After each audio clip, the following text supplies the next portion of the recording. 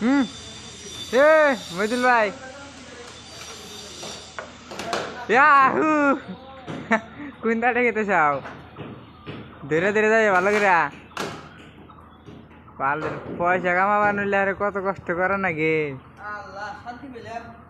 আগের মতো শান্তি পেলা না বাহু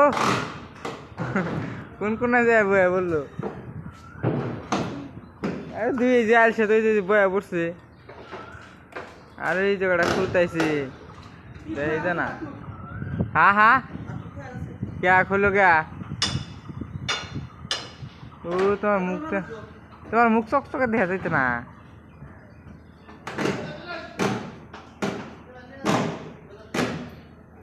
আয় আয় আয়